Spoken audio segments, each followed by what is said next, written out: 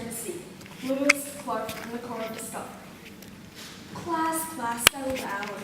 Today, we will be learning about the Lewis and Clark expedition and the turning points it produced for America. I could just imagine being Lewis, sitting at my desk, and finding a letter from Jefferson.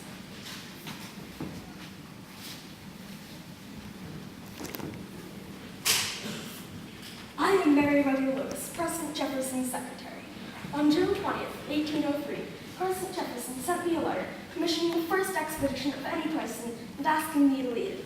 The letter stated, "The object of your mission is to explore the Missouri River and such principal stream of it as by its course in communication with the waters of the Pacific Ocean may offer the most direct and practicable communication across this continent for the purposes of commerce." As for the people living in the West, Jefferson wanted us to acquire what knowledge you can about the state of morality, religion, and information among them, as it may better enable those who may endeavor to civilize or instruct them. Jefferson wanted us to report on and explore the soil and face of the country, its growth and vegetable productions, especially those not of the U.S., the animals of the country generally, and especially those not of the U.S. The knowledge we could gain from this would be a turning point for America. I gladly accepted and sent a letter to my good friend, William Clark, asking me to co-captain the Corps of Discovery. Clark responded, "My friend, I can assure you that no man lives whom I would prefer to undertake and share the difficulties of such a trip than yourself. My friend, I join you with hand and heart." We were given a map to start out, but that had only 3 points labeled on it: St. Louis, the Mandan villages, and the mouth of the Columbia River. On May 14, 1804, we started up the Missouri River, fighting the sandbars and mosquitoes. President Jefferson had emphasized the importance of keeping journals. He said that several copies of these, as well as your other notes, should be made at leisure times and put into the care of the most trustworthy of your attendants. We followed his instructions, recording details of even the most dreary of days. The best were the days of discovery. On September 7, 1804, we arrived at a spot nearly 4 acres in extent and covered with small holes, with residences of small animals that were like barking squirrels. We tried to capture them alive. We approached them, and they fled to the safety of their holes. We had to bring up 5 barrels of water in kettles to be able to finally flush one of these creatures out. We are now able to send the first barking squirrel, or prairie dog, back east to be studied, for now it will be caged away. When we journeyed through the plains, we hunted for food. The wildlife we saw was astonishing. I do not exaggerate. When I used to beat the buffalo, we were over 3,000 in a single herd. We mapped our route using dead reckoning by judging how fast we were going and how much time it took. By late October 1804, we arrived at the Mandan Indian villages. We built Fort Mandan and stopped for the winter. We hired a French fur trader named Charbonneau and his Indian wife, Scott as translators and guides. Scott was about 16 years old and pregnant.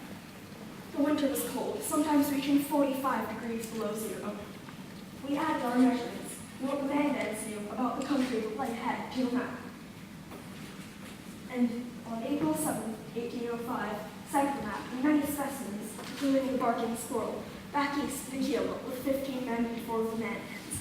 The other 34 of us, including Scott-Ray's baby, Pompey, started upriver. The Mandans told us about animals that we may encounter, including bears that kill. You must have groups of 6 or more. You would likely have a loss of 1 or more in your party. This did not sound like a bear, but a beast. So when Hunter and I saw 2 bears, we both fired and moved different ones. One escaped. The other turned upon me and pursued me. It did not stop me from reloading my gun. So I again aimed at it, and the third shot from behind brought it down. We estimated its weight at 300 pounds, and it wasn't even half broken. I understand that these are not called grizzly bears.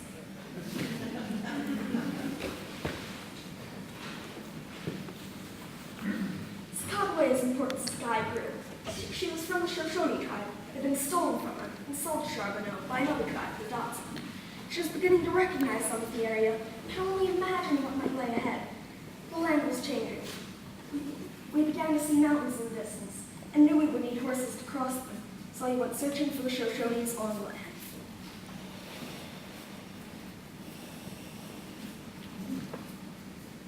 I am Camille, chief of the Shoshone Indian tribe. One day, an older tribal woman who was out collecting roots came back bringing white-skinned people.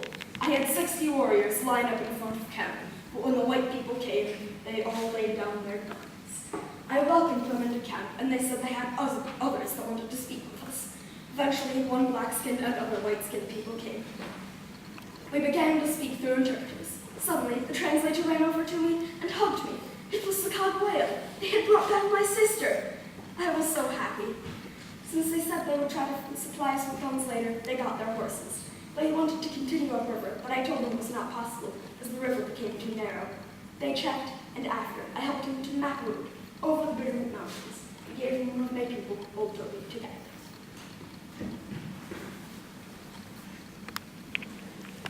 It was hard traveling through mapping the Bitterroot Mountains. You can only see a short distance above the snow and mountains blocking sight. Throughout this, we have tried to keep accurate measure of how far we have come, but it's nearly impossible to do. Upon exiting the Bitterroot Mountains, we started down the Clearwater River with the current at our backs.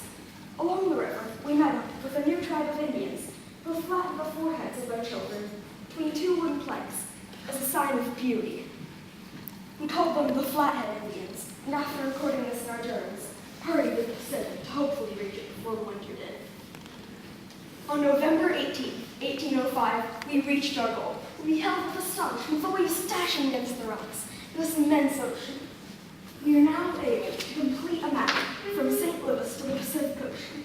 We had a vote, including Clark Slade, York, and Secaucus, of where to stay for the winter. We voted to build Fort Clatsop and then return to President Jefferson for our findings in the spring of 1806. We had gone to the Western Sea and brought back with us knowledge that will help shape the future of our country.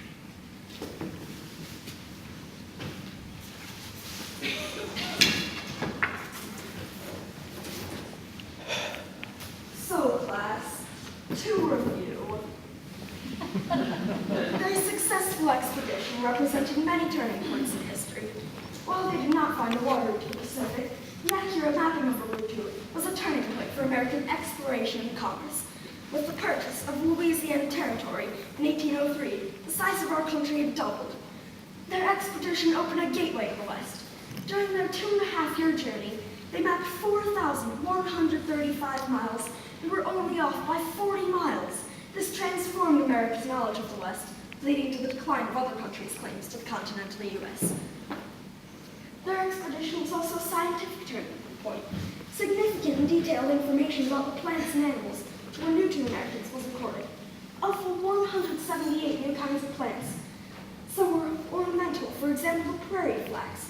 Some were medicinal, for example, the mad dog used to treat rabies. Some were edible, such as the Eureka beans, and some were even useful for fabrication, such as the Osage orange, which was also widely planted as a hedge and used in the bows as the wood. They drew and described 122 new animals. This includes over 50 species of fish and mammals, many of which were hunted and consumed as food. New bird species numbered over 50. And there were a dozen new reptiles and amphibians. Their samples, drawings, seeds, and notes advanced scientific knowledge beyond belief. Their expedition was a turning point with relations with the Indians of the West.